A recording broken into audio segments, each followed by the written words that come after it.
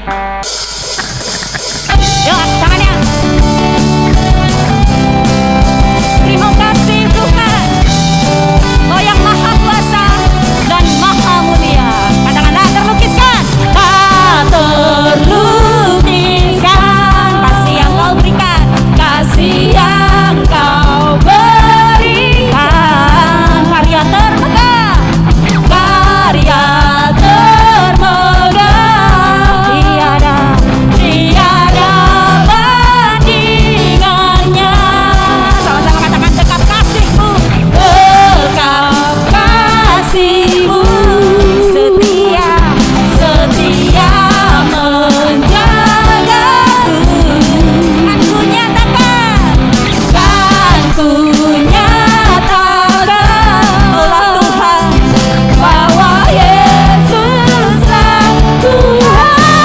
Sama-sama katakan maha kuasa, kuasa, maha mulia.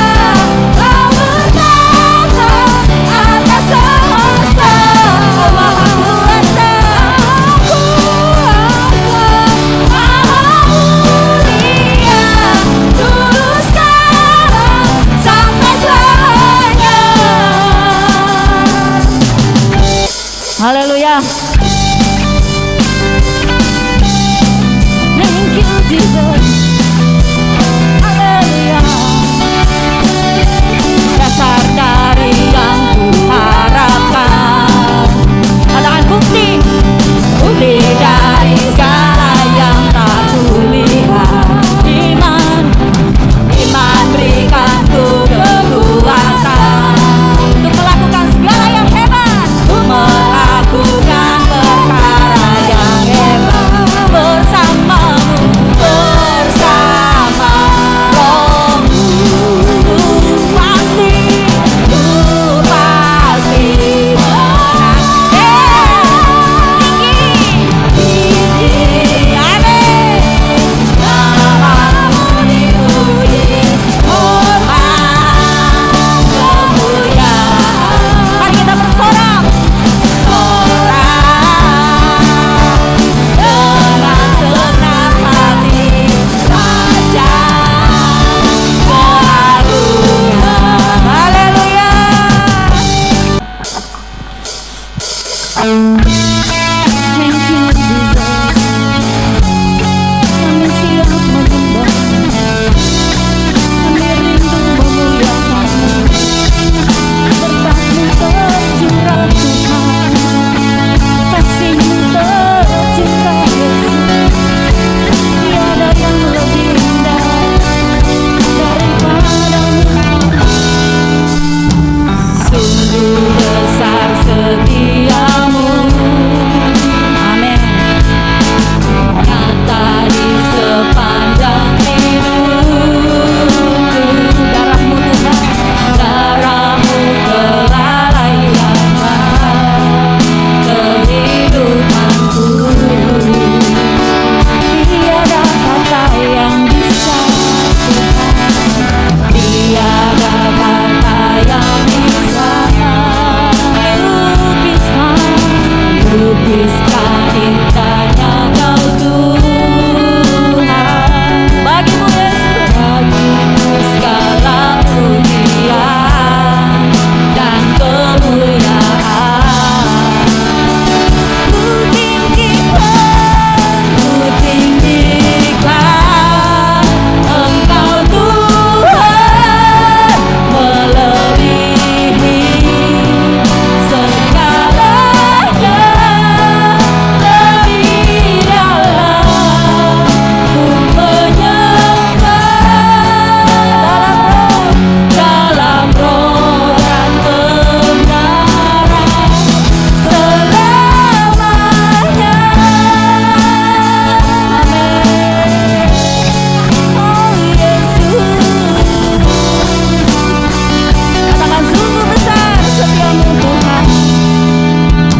Sungguh besar setiamu, sangat nyata, nyata di sepanjang hidupku. Darah-Mu telah layakan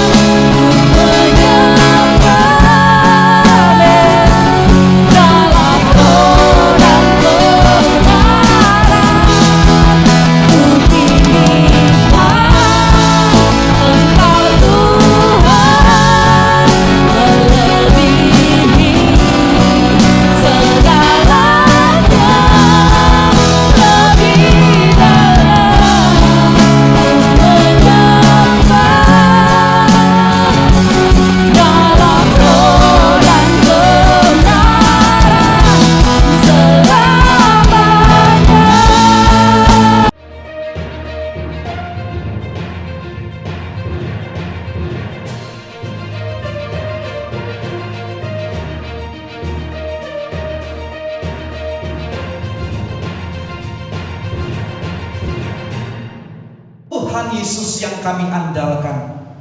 Tuhan Yesus satu-satunya pengharapan kami, sumber jawaban, sumber kekuatan, sumber segala-galanya di dalam kehidupan kami. Hari ini kami merendahkan hidup kami di hadapan-Mu ya Tuhan.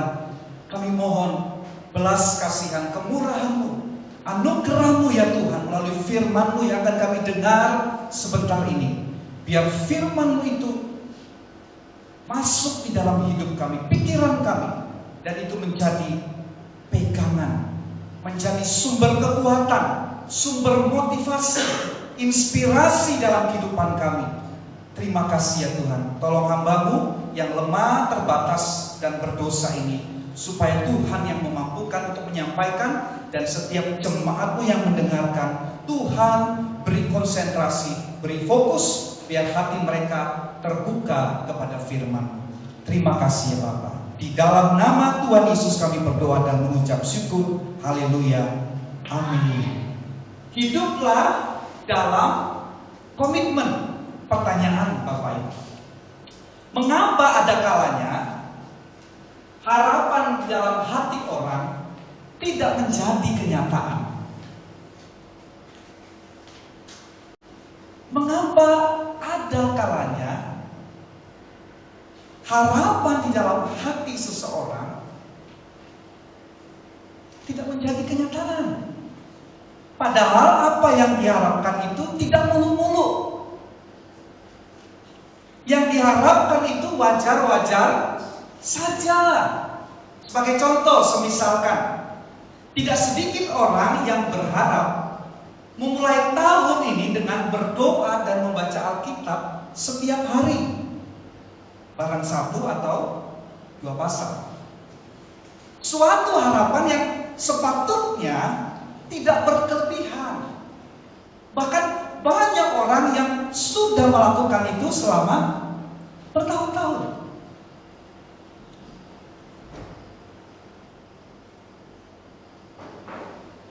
Sehingga di dalam harapannya tersebut, maka di akhir tahun orang tadi membuat janji untuk di awal tahun memulai setiap hari dengan berdoa dan membaca Alkitab.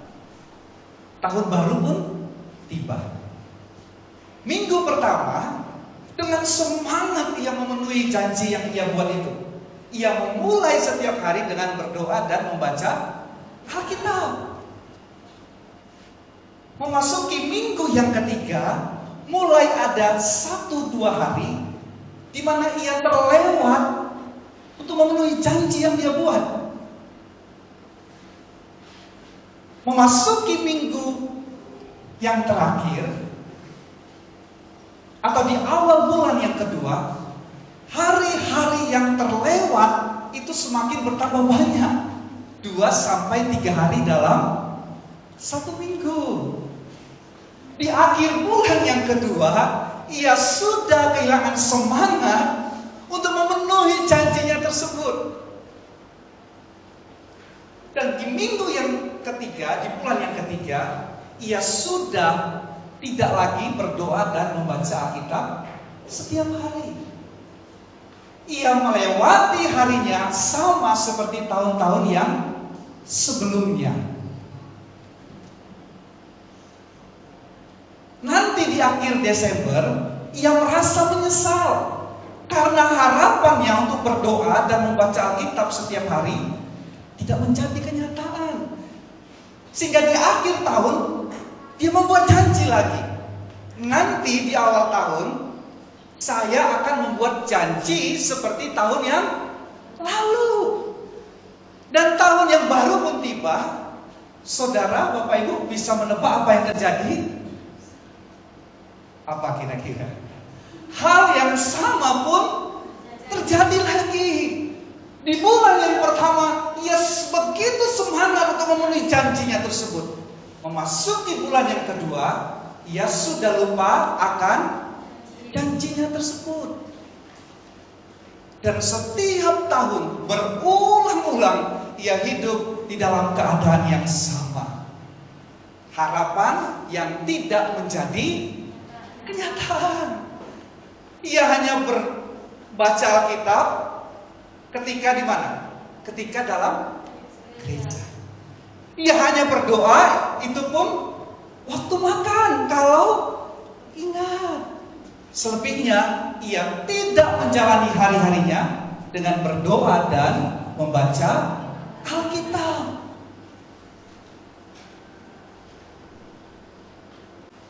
Pertanyaannya, apa sumber dari masalah ini?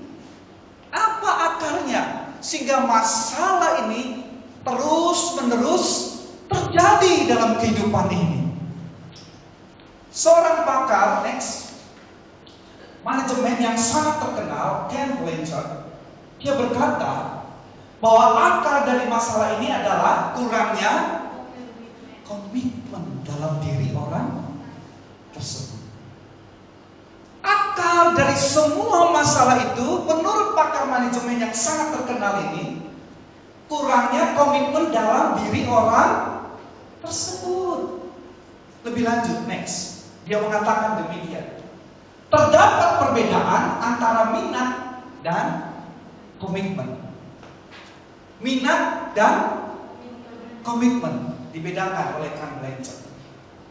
Ketika Anda berminat terhadap sesuatu, Anda akan melakukannya hanya bila hal itu terasa nyaman. Jadi kalau minat hanya sebatas minat motivasinya, menurut Ken Blanchard, kalau nyaman saya lakukan. Kalau nggak nyaman, nggak dilakukan. Namun ketika Anda berkomitmen pada sesuatu, Anda tidak akan menerima alasan untuk menghindarinya. Yang Anda pikirkan hanyalah hasil dari apa yang Anda lakukan. Kalau komitmen, menurut Ken Blanchard, kesukaran apapun yang menghadang tidak akan menghentikan kita. Kesulitan apapun yang menghadang tidak akan membuat kita mundur. Itu kalau komitmen. Amin. Kalau kita komitmen kepada relasi, kita tidak akan mundur walaupun ada kesulitan. Amin. Kalau kita komitmen dalam pekerjaan kita, banyak kesukaran pun tidak akan mundur. Kalau kita komitmen pada studi kita, sekalipun sulit, pasti kita akan maju terus. Minat dan komitmen. Sekalipun pasangan kita sangat sulit, tapi karena kita komitmen, kita terus mengasihi pasangan kita. Amin. Karena bukan minat. Kalau minat, kalau udah gak nyaman, tinggalkan. Begitu kan? Itu kata dunia. Kalau sudah tidak cocok, tidak nyaman, tidak klop, diapain? Tinggalkan. Itu dunia. Tapi orang yang berkomitmen, kesulitan, kesukaran, rintangan apapun, maju terus. Karena sudah komit. Hasil yang dapat kita lihat dari hidup berkomitmen ini, dapat kita lihat dalam kehidupan bangsa Israel yang kita baca sepanjang bulan ini dalam Yosua pasal yang pertama. Bapak Ibu, bangsa Israel 40 tahun yang lalu sudah keluar dari Mesir dan sekarang mereka ada di perbatasan Kanaan.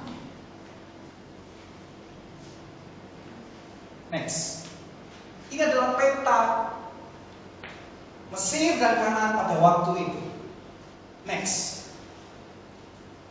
Bangsa Israel sudah ada di daerah sini, sebelah timur. Ya. Daerah ini sudah ditaklukkan oleh Israel. Sudah milik Israel. Tetapi firman Tuhan di dalam Yosua pasal yang pertama sampai yang kelima dikatakan, taklukkan semua Kanaan. Semua Kanaan. Bukan separuh Kanaan. Itu sebabnya Tuhan berkata, seberangilah Sungai Yordan. Ini Sungai Yordan, Jordan River yang warna biru ini, Bapak Ibu. Seberangilah Sungai Yordan. Tidak kurang 40.000 bangsa Israel pada saat itu.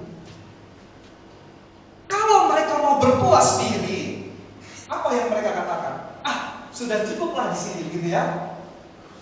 Kalau memang hanya perlu tanah untuk hidup, menggarap tanah, berkebun dan sebagainya, sudah cukup di situ. Sebelah kanan saya ini sudah cukup. Tetapi firman Tuhan, kalau Bapak Ibu ingat di ayat yang 1 sampai 5, kita bahas di minggu yang pertama, Tuhan bilang, seberangilah Sungai Yordan. Taklukkan itu. Perintah Tuhan. Sehingga ketika mereka berkomitmen kepada perintah Tuhan di ayat yang 1 dan kelima dalam Yosua pasal yang pertama, maka segala rintangan yang menghadang di hadapan mereka, yaitu Sungai Yordan yang saat itu banjir, kemudian kota Yeriko dengan tembok yang tinggi dan tebal, serta bangsa Kanaan, bangsa yang gagah dan perkasa, akhirnya mereka hadapi semua, dan mereka berhasil menduduki seluruh negeri Kanaan. Semuanya. Artinya, kalau kita mau melihat harapan kita menjadi kenyataan, kalau kita mau melihat harapan kita menjadi kenyataan, kita harus bersedia menghadapi segala kesulitan dan kesukaran. Dari pelajaran bangsa Israel ini ada 3 kesulitannya: Sungai Yordan, kota Yeriko, dan bangsa Kanaan yang gagah perkasa. Ada 3. Kalau kita, apa yang pelintang terbesar dalam kehidupan kita? Apa yang menghalangi kita?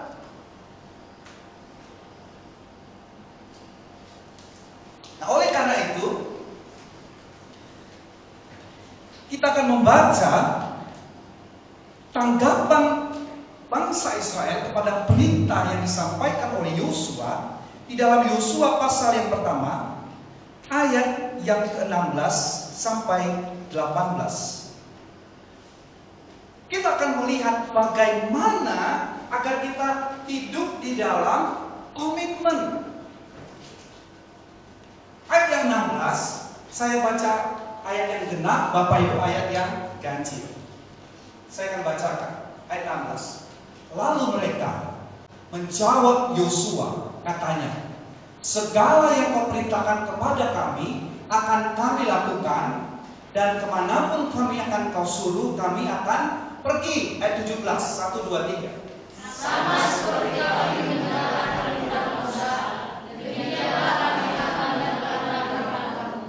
Hanya Tuhan Allahmu kiranya menyertai kau seperti yang menyertai Musa. Ayat 18, sama-sama, 1, 2, 3.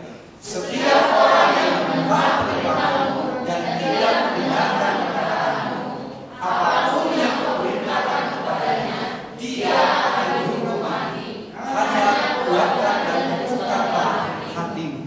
Apakah yang kita perlu lakukan agar kita dapat membangun komitmen dalam kehidupan kita? Karena komitmen ini akan membuat harapan kita menjadi kenyataan. Amin. Oleh karena itu, yang pertama adalah percaya. Unsur-unsur di dalam membangun sebuah komitmen adalah percaya. Next. Kita hanya akan dapat hidup di dalam komitmen kalau kita mempercayai pihak atau tujuan yang kepadanya kita berkomitmen. Kita bisa hidup berkomitmen kalau kita mempercayai pihak atau tujuan yang kepadanya kita berkomitmen. Contoh, kita tidak akan berkomitmen untuk berolahraga secara teratur setiap hari, kecuali kita menyadari dampaknya yang baik bagi tubuh kita. Kita tidak akan berkomitmen bekerja di sebuah perusahaan di mana kita memberi semua pikiran waktu dan tenaga kita, kecuali kalau kita tahu bahwa nanti di akhir bulan perusahaan tersebut akan menepati janjinya untuk membayar gaji kepada kita.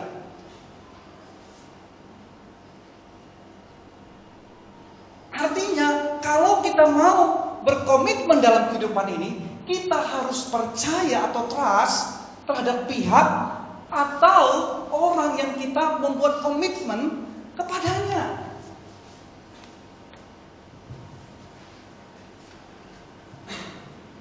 Demikianlah halnya dengan komitmen kita kepada Tuhan. Kita perlu membangun iman kepada Tuhan. Kita perlu semakin membangun trust kita kepada Tuhan, seperti yang dinyatakan oleh bangsa Israel kepada Yosua yang baru kita baca tadi, ayat 16 dan 17.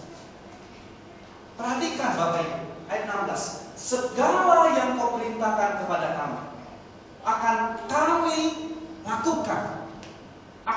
lakukan, dan kemanapun kami akan kau suruh, kami akan pergi.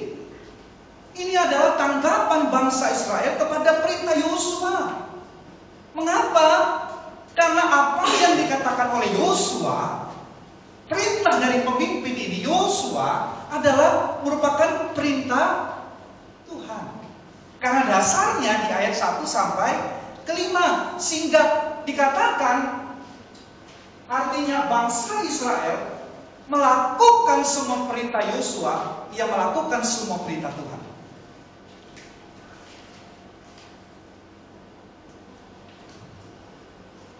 Maka di dalam berkomitmen, kita harus mempercayai firman yang Allah sampaikan kepada para pemimpin mereka, yaitu Yosua. Sikap itu membuat mereka berkomitmen untuk bergerak maju, menaklukkan sungai Yordan, menaklukkan kota Yeriko, menaklukkan bangsa-bangsa Kanaan. Iman dan komitmen ini mengundang penyertaan Tuhan Allah dalam kehidupan mereka. Iman dan komitmen ini mengundang penyertaan Tuhan dalam kehidupan mereka. Sehingga di ayat 17 berkata, hanya Tuhan Allah, ayat 17, kiranya menyertai engkau seperti ia menyertai Musa. Artinya mereka menyadari, seperti Tuhan menyertai Musa, demikianlah Yosua disertai oleh Tuhan.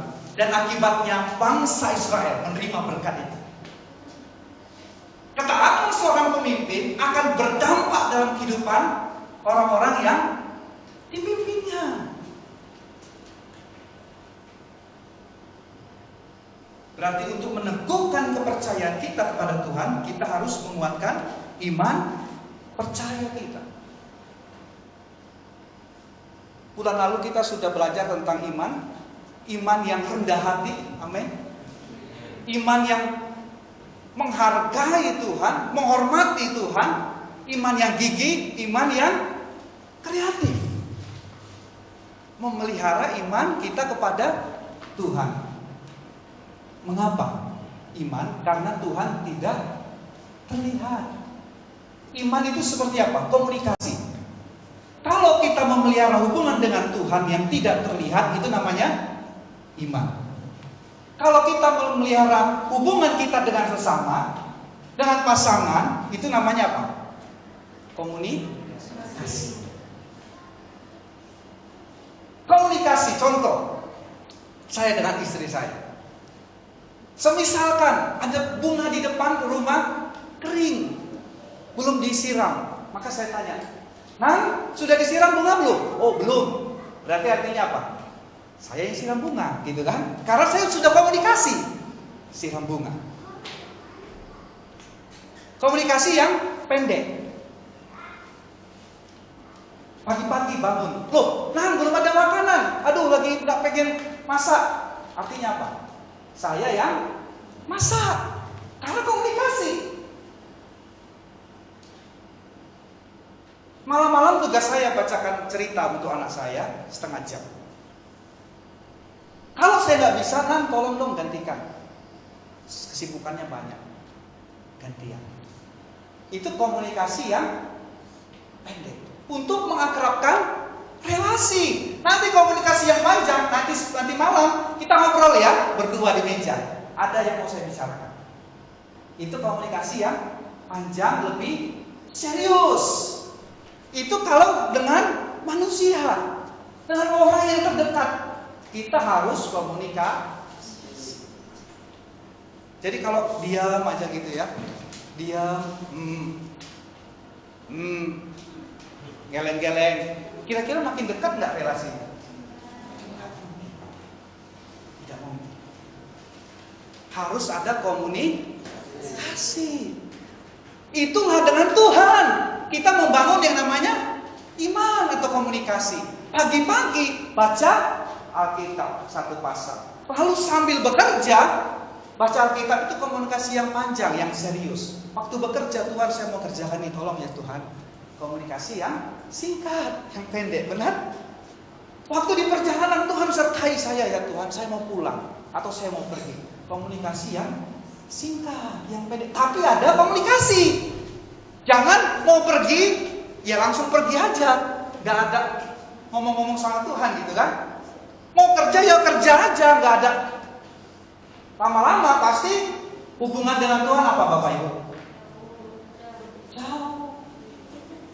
Jauh. Waktu ada masalah, yang terjadi apa? Tuhan gak nolongnya. Tuhan biarinnya, Tuhan gak jawab. Kenapa? Karena komunikasinya kurang akrab. Sama dengan pasangan atau dengan teman. Kalau nggak komunikasi, waktu teman kita lupa melakukan janjinya atau pasangan kita merasa apa? Pasangan saya nggak pedulinya atau teman saya nggak pedulinya, kan begitu kan? Waktu kita dibiarkan sendiri dalam kesulitan, kita pikir pasangan kita atau teman kita itu nggak peduli, padahal karena hubungannya renggang, yaitu apa? Komunikasi. Komunikasi yang pendek dan panjang atau dalam. Jadi kalau kita dengan Tuhan pun begitu. Kita lihat, doanya belum dijawab 2 bulan. Tuhan ini gak pedulinya, ya udahlah berhenti aja. Karena memang gak ada komunikasi, akhirnya benar-benar putus hubungannya gitu kan. Di luar jangkauan, gak ada sinyal. Karena gak menjaga komunikasi. Makanya penting sekali dalam sebuah komitmen, kita perlu percaya. Yang pertama, percaya kepada pihak atau tujuan yang kepadanya kita berkomitmen. Yang kedua, next, unsur-unsur untuk membangun sebuah komitmen adalah ketaatan. Ketaatan atau penyerahan diri kepadanya yang kita berkomitmen. Ketaatan, penyerahan diri yang kepadanya kita berkomitmen. Tentu di dalam berkomitmen tidak mungkin tidak ada percaya atau trust, poin yang pertama.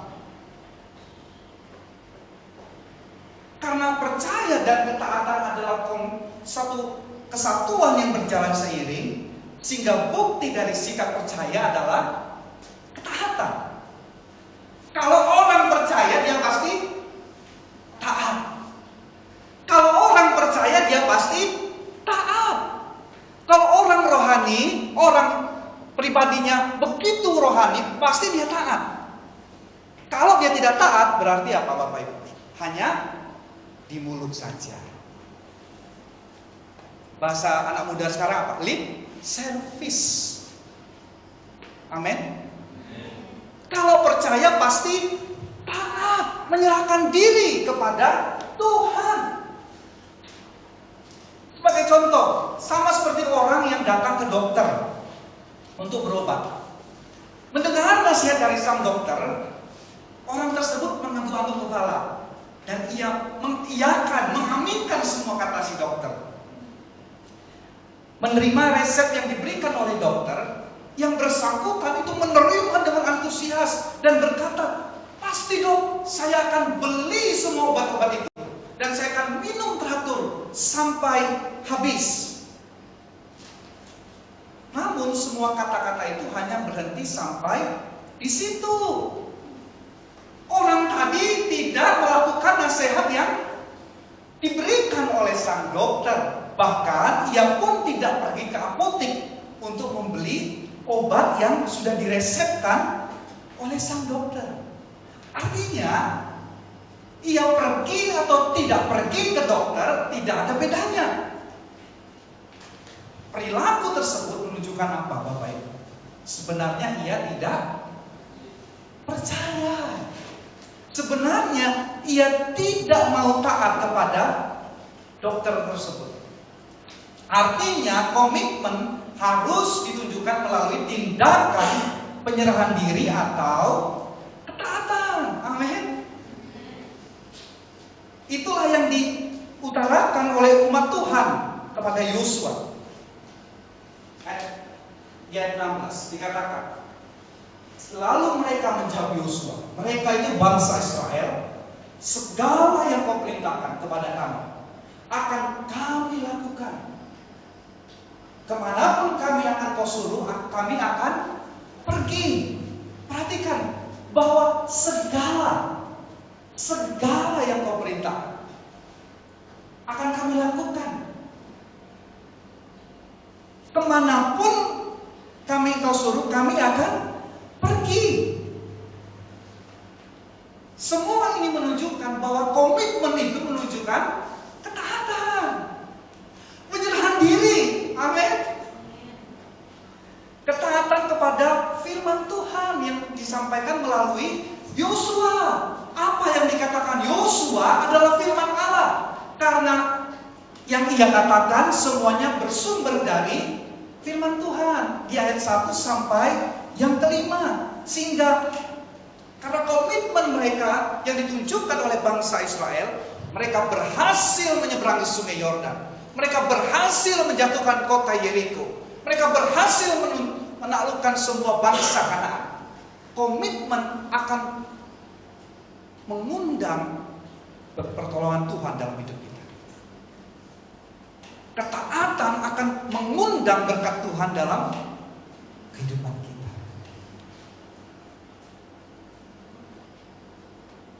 Percaya akan mengundang berkat Tuhan dalam kehidupan kita.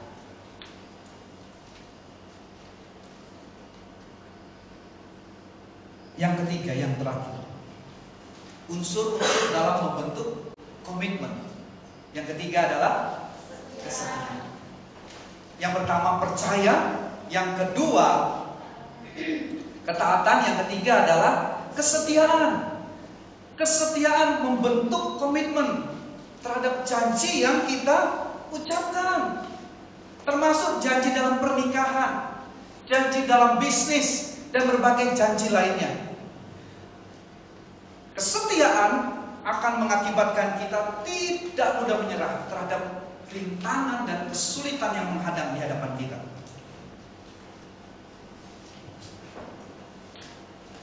Amin, Bapak Ibu. Contoh bangsa Israel yang setia kepada firman Tuhan yang disampaikan kepada Yosua melalui ayat yang ke-18. Next. Ayat 18. Kesetiaan. Setiap orang yang menentang beritamu dan tidak mendengarkan perkataanmu, apapun yang kau perintahkan kepadanya, dia akan dihukum mati. Hanya kuatkan dan teguhkanlah hatimu. Perlu kita pahami, kalimat ini diucapkan umat Tuhan berkaitan dengan janji yang disampaikan kepada suku Ruben, Gad, dan setengah dari Manasye, bahwa mereka akan terus bergerak maju bersama suku-suku yang lain di belakang Yosua. Terus bergerak. Mengapa? Karena suku ini, suku Gad, suku Ruben, dan setengah dari Manasye, mereka adalah tentaranya Israel. Jadi mereka akan ada di barisan paling depan. Sehingga kalau tentaranya itu tidak semangat, tidak mau lagi berjalan, bayangkan Bapak Ibu, bangsa itu tidak akan maju. Kalau Indonesia ini, TNI sama Polri itu angkat tangan, pasti apa yang terjadi? Kacau bangsanya, benar? Kalau militernya mundur, pasti kacau. Gak mungkin rakyatnya yang berperang, harus militer. Nah, firman ini disampaikan kepada suku Gad, Ruben, dan setengah Manasye karena mereka yang angkat senjata 40.000 orang. Sehingga kalau ada yang gak mau jalan, kalau ada yang gak mau menyeberang sungai Yordan, kami yang tentara akan menghukum mereka. Mati hukuman. Sebuah hukuman yang sangat serius pada saat itu. Mengapa? Kalau ada yang gak mau jalan, nanti akan mempengaruhi yang semangat, bukan? Yang lemah akan mempengaruhi yang semangat. Nanti bangsa itu tidak mau bergerak, sehingga dia harus diangkat, dikirim ke surga. Wow. Oleh karena itu, itulah yang membedakan generasi kedua bangsa ini. Karena generasi yang pertama sudah monding, Bapak Ibu, sudah meninggal di padang gurun. Ini generasi kedua, usia 21 tahun ke atas. Generasi kedua yang masuk ke bangsa tanah Kanaan. Jadi yang usianya 20-an itu Tuhan pakai luar biasa ya. Amin. Jangan berkecil hati, karena generasi yang lama, yang senior itu dimusnahkan Tuhan di padang gurun. Kenapa? Mereka gak percaya, bersungut-sungut, gak mau berjalan, gak mau bergerak. Sudah lihat banyak pekerjaan ajaib Tuhan, 10 tulah, sudah melihat pekerjaan-pekerjaan yang supranatural, yang ajaib, mujizat yang terjadi, tapi mereka malah bersungut-sungut. Generasi yang pertama. Akhirnya, wah ini gak bisa. Ditunggulah sampai lahir anak-anaknya, sampai besar, usia 20-an, baru siap masuk ke tanah Kanaan. Jadi bersungut-sungut, tidak percaya, itu problem yang sangat serius di hadapan Tuhan. Oleh karena itu, perbedaan generasi pertama dan kedua, akhirnya mereka berhasil menduduki tanah Kanaan karena sikap komitmen di dalam kehidupan mereka. Sikap komitmen terhadap perintah yang Tuhan berikan melalui Yosua, agar mereka melakukan segala apa yang Tuhan katakan. Dan kemanapun Tuhan suruh, mereka akan lakukan. Next. Abraham Lincoln berkata, Presiden Amerika, komitmen adalah apa yang mengubah suatu janji menjadi kenyataan. Komitmen bagi Abraham Lincoln adalah apa yang mengubah suatu janji menjadi kenyataan. Kalau harapan itu mau jadi kenyataan, komitmen itu maksudnya. Berarti bukan mustahil harapan itu menjadi kenyataan. Pasti bisa kenyataan. Kalau kita komitmen, Bapak Ibu. Amin. Kalau orang bilang, nggak mungkin lah terjadi, susah itu, mustahil. Tunggu dulu, saya komit loh, gitu ya kan? Saya komit. Pasti studinya gagal lah. Tunggu dulu, saya komit. Pekerjaannya pasti meningkat lah. Tunggu dulu, saya komit. Gitu kan? Masa depannya pasti suram lah. Tunggu dulu, saya komit ini sama Tuhan. Komitmen akan membuka pertolongan Tuhan dalam kehidupan kita. Komitmen akan mengundang kuasa Tuhan dalam hidup kita. Pertanyaannya, next. Apa yang Bapak Ibu harapkan? Apa yang menjadi harapan Bapak Ibu?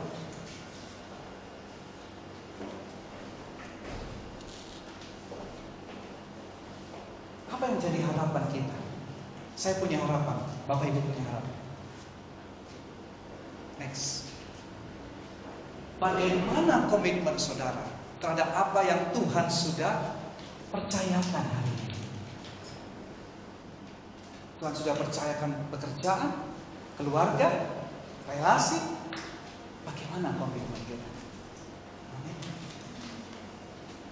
Bergerak maju. Press on. Apapun kesulitan yang menghadang kita, kesukaran apapun, teruslah bergerak maju agar harapan kita menjadi kenyataan. Tinggalkan masa lalu. Tinggalkan masa lalu.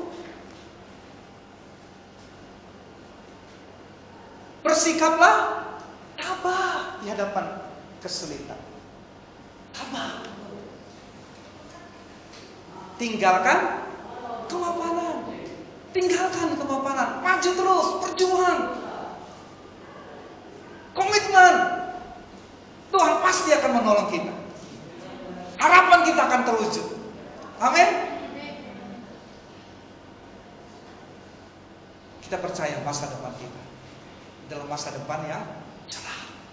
Masa depan karena Tuhan yang menolong kehidupan kita. Amin. Itulah komitmen yang ditujukan oleh Tuhan Yesus. Tuhan Yesus bersedia mentaati apa yang dikatakan oleh Allah Bapa, dan Ia hadir dalam dunia ini. Dan di atas kayu salib Ia taat sampai mati. Sampai mati untuk menanggung semua dosa kita. Semua dosa kita ini sudah selesai, Bapak Ibu. Sudah selesai di atas kayu salib. Dan oleh pengorbanan Tuhan Yesus, Ia membuang lembaran yang lama dalam hidup kita dan membuka lembaran yang baru, sehingga masa depan dalam kehidupan kita di depan itu terbentang luas karena Tuhan menyertai kita. Kita hidup di dalam komitmen, percaya, taat, dan setia. Percaya, taat, dan setia. Mari kalau kita memelihara hubungan kita dengan Tuhan. Amin. Semua itu bisa terjadi kalau kita komunikasi dengan Tuhan, ngobrol dengan Tuhan. Jangan abaikan. Jangan abaikan persekutuanmu dengan Tuhan. Itu yang paling penting, Bapak Ibu. Semua itu bisa tercapai. Semua harapan kita bisa tercapai